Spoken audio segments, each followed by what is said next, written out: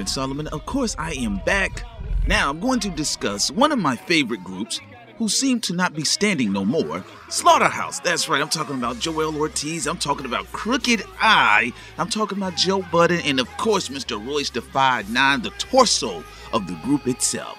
Now, it looks like here, look, politely we have some astute lyricists disagreeing with each other. During the PR campaign thing, Crooked I comes out and says, well, basically, I don't want to be a part of Slaughterhouse no more. I'm taking my toys home, guys. You guys are not playing fair. A lot of you guys are just talking, you're doing podcasts. Some of you are not even rapping anymore. Right? And then when people hit Crooked I and say, yo, are you talking about Joe Budden? He's like, no, homie.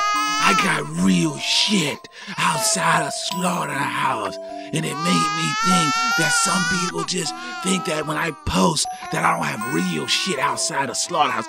Crooked I basically gave us his Crip and Tears. His little Crip and Tears speech. I think Crooked I is by far one of the most talented MCs to ever grace the microphone. You know what? I say at times he's better than Eminem. I do. I really believe that in my heart. I definitely think he was the stronger lyricist out of the group. He had some of the best verses off the first Slaughterhouse album. The actual official first Slaughterhouse album. So, then we get a Joe Budden. Joe Budden, he's talking to Rory, So he kind of goes around in circles and kind of filibusters and says, well, maybe Crooked I said he's going to quit the group, but how can he quit the group if Crooked I had said earlier that he's retiring? That was something that Joe Budden kept hitting on when he was responding to the possible fact that Crooked I may be sending shots his way. So that left also Royce da 5'9", who earlier disagreed about how Joe Budden went about discussing Eminem's Revival album. And he was like, well, man, look, I understand what he does for his show. It is what it is, but at some point, you're supposed to have integrity. This is what Teardrop Royce da 5'9" said. And he said, for the most part, he just didn't like the fact that Joe Budden referenced the Revival album as trash. So that's where the disagreement came in with that. So what it looks like to me, and we haven't heard from Joell Ortiz, but what it looks like to me is that respectfully, these three deadly lyricists are trying to keep the swords off the table, but I'm tired of that. I'm ready for some knuckle brawls. I'm ready for some bars. I'm ready for some weird hip-hop, because we've been getting a bunch of weirdo rap right now. I know people was telling about YBN or YCN or BLT was dissing Young Lucci, Flucci, whatever the hell the names are. I heard the diss records, they suck. But I will say this, only time can tell how long until we actually get a subliminal bar from Royce da 5'9" or even a Crooked I. I think I'll be very interested to see how Joe Budden responds. Now, Joe Budden said earlier on Everyday Struggle, or even his own podcast, that he would come out of retirement for one specific rapper and one specific rapper only. Some people alluded that it may be Drake, but basically Joe Budden has already lyrically played Drake like a ping pong ball. I'm not saying Drake didn't get a few indirect bars in, he did, but come on, it's Joe Budden versus Drake lyrically. It's not even a contest. However, though, I suspect that maybe Joe Budden would probably go back into the studio to challenge his brethren. Now, it looks like Crooked I is trying to politely push himself or come off as if he don't really want no smoke, when we know for a fact that Crooked I lyrically has always been about smoke. For God's sakes, he even went after DMX. But we understand that was crackhead DMX, so it wasn't really a fair battle. But still, the fact is that Crooked I is not scared of anybody lyrically, and neither is Royce da 5'9". Remember now, Royce da 5'9" was sitting on an arsenal of diss records when he appeared to be cool with 1D12. And once things fell awry, guess what? Royce da 5'9" went in his duffel bag and pulled out those classic diss records, and you should check them out. They're very funny, humorous diss records on D12. Not necessarily a hard group to make fun of, but I suspect that Royce da 5'9" is sitting on some bars. I suspect that he has some heat for Joe Budden. I even suspect Crooked I is waiting as well. Now, here's the thing about it. Slaughterhouse is definitely one of the worst tragedies and one of the more recent tragedies to take place in hip-hop. When they initially got started, and the first time people heard them was on a track called Onslaught, and it was on a Joe Budden mixtape. And people was like, wow, you got Joe Budden, you got Crooked I, you got Joell Ortiz. And of course, you got Royce da 5'9". You did get a chance to hear these MCs and the chemistry that they had with each other. I thought it was awesome. And so we saw some subsequent interviews. We heard Angie Martinez chopping it up with Crooked I and Joel Ortiz and Joe Budden. They said, yo, we got a project in the works. And I remember on the underground mixtape scene and in the digital stratosphere in the Dat Piff universe that people were excited. They would say, oh man, finally we get some lyricists that come together and form like Voltron, right? And people were excited. The first album drops and people say, you know what, it's a dope album. It was very well received by the public.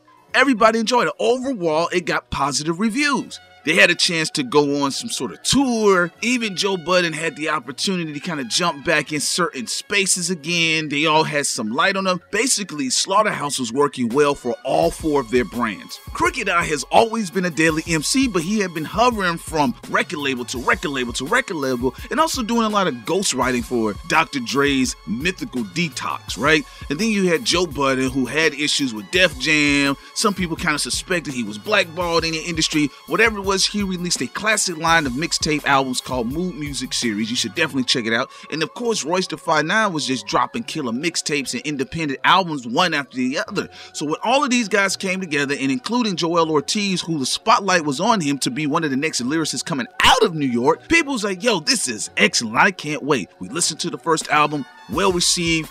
Eminem started sniffing around. Interscope started sniffing around. All of a sudden, Eminem and Royce da 5'9" patched things up. And I'm not saying it wasn't legit because, you know, they both lost Proof and Proof was a big part of their life. But they did patch things up, and then Eminem was like, I'm back. I'm coming back, and this time I have backup. So we see one Yellow Wolf. Yellow Wolf was doing his thing, has some nice songs on the underground tip, has some independent mixtapes that did well, and he has some joints that was actually kind of popping off a little bit in the club, so people was liking his flow, the staccato of his flow and everything. So then you see Eminem comes back and he graces Double XL, and there you see it. Royce da 5'9", Crooked I, Eminem, Shady Aftermath, Joel Ortiz, Joe Budden. This time it's Shady Aftermath 2.0. This was really a good look for Eminem. In fact, if one could listen, he kind of altered his flow. He adopted more punchlines. He's starting to rhyme a little bit like some of the cats out of Slaughterhouse, especially on the Recovery album, which was a punchline heavy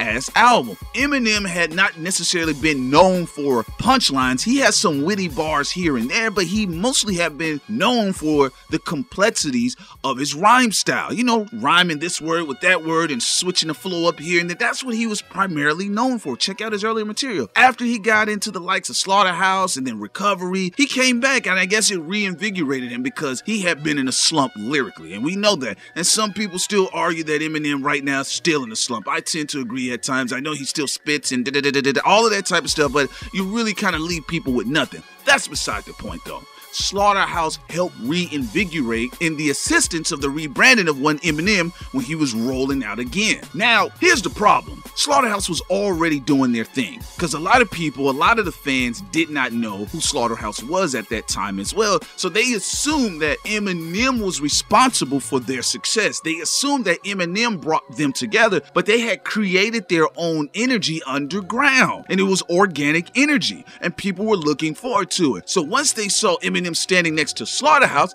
it simply became about Eminem. And look what he discovered. He discovered the next big thing, right? What happened though was unfortunate. Slaughterhouse as a group got locked up into Interscope Shady Aftermath machine. And what does that mean? That means, yes, did they put out another album, a second album? Yes. And was it creatively strained? Yes, you could feel it. It was not as organic as the first album. You could tell when they opted into doing more of the pop hits. You know, it kind of took them off in a different direction, gave the album and the group contextually a different type of feel. So I wasn't really feeling the second album like that. I said, well, you know what? I hope they are able to bounce back with a third album. But I told some people, and I said, you know what? There's more than likely a good chance we're not going to get a third album from them. And a lot of people were like, yo, I disagree. I think we're going to get a third album. I was like, nah, I think they're going to get wrapped up in that whole shady Interscope machine. And that's exactly what happened. So now we're at this stage in all of these guys' career. Crooked I has even quietly fallen off further into obscurity than what he already was. At least at one time, he was a little bit more visible on the mixtape circuit, and he was still doing features here and there, but I do understand the demographic of the rap landscape has changed to some degree. So you no longer have your Immortal Techniques out there front and center. It's not necessarily about Tech 9. It's not necessarily about any of these guys as well. Now it's more like about the Lil Pumps and the Uzi Verts and all of this type of stuff. And so Crooked I doesn't really meld well into that. Plus, he's a little older now. Not saying that lyricists can't age, but in the rap eyes and the rap audience, they tend to see people like that, like, okay, this guy's old school. I'm not really fucking with his material like that. Then you get Royce da 5'9". Royce da 5'9" is still making cohesive albums. He's put out several albums with DJ Premier, several of his own independent albums. He's done some good mixtapes. He's making grown-up, grown-man hip-hop right now, which is something he's always been consistent about. So he's going to continue to craft albums regardless. Joe Budden, on the other hand, has been able to make his name track and trend well the best out of all of the Slaughterhouse members. So we saw what he did with DJ Academics and Everyday Struggles. We know about the internet gas. We know about the internet moments, the classic Migos moments, all of that type of stuff. And he has a good podcast right now that a lot of people genuinely enjoy. Joel Ortiz, on the other hand, he's tried to do some things with a Afro-Latino alternative hip-hop group. It tracked okay, decent, but not enough for notoriety. Doesn't mean he's unsuccessful, he just chose to go about it a different way. I checked out his last album not too long ago. It was really good. Saw his interview, saw he lost weight. He was talking about, yo, I'm happy I lost weight, I'm not drinking anymore, I feel good. So I think Joel Ortiz, he's in a different space mentally. But the problem is this. There was a camaraderie there that's obviously fractured. And part of the fracturing of that camaraderie is not only creative differences necessarily, because even Joe Budden articulated, and Crooked I said it himself, that at any point in time, if we feel the need to do something together, we would do it. But the issue here is about Eminem. And I said this before, that if they go over to Shady Aftermath, that it's going to be a problem because more than likely they're going to be compromised not only by the record label themselves, but indirectly and directly at times by one Eminem, and also Royce da 5'9"'s allegiance to Eminem. So Joe Budden has always been a vocal pariah. He doesn't necessarily hold his tongue on a lot of things. There's things he'll hold his tongue on, but when he's really in his mode, he'll just say it. So when he said, you know what, I'm not all that favorable about the recent Eminem album, it kind of rubbed not only Royce da 5'9" the wrong way, but also Crooked I. Joe Budden went further into detail. He looked at Shady Aftermath as just another record label. Was he proud of being able to work with the likes of Eminem? Yes, he talked about it. Yeah, kudos. Oh, yeah. But he also said at the end of the day, the record label is getting in the way, and he was extremely pissed off that they did a whole album, a whole third album that never saw the light of day. And the fans, including myself, we never really got the final chapter or the final word as to why Slaughterhouse wasn't recording or putting out any material anymore. And I thought that was very interesting, but I had always suspected it had something to do with the record label. So Joe Budden had to keep things pushing. He kept it up with his podcast. He put out some more albums. I think he put out 2 more studio albums, and he just kept pushing, did the thing with Everyday Struggle, kept his name festering on social media. He has effectively attacked social media out of all 4 Slaughterhouse members. But Crooked I, Royce da 5'9" now have come forward about how they felt about the response of not only with Joe Budden and the Revival album, but just Joe Budden particularly. Crooked I had this weird rant. And it was kind of a rambling rant. It was just going on and on. But he was trying to say, I'm cool with Joe Budden.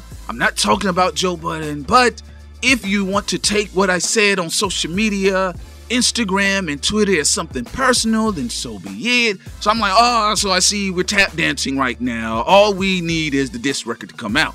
It'll be most unfortunate, to be honest with you. I would have rather heard that third final album from them to see if it was better than the second album, because maybe they would have understood where they made their mistakes on that second album and not try to pander so much to the record label.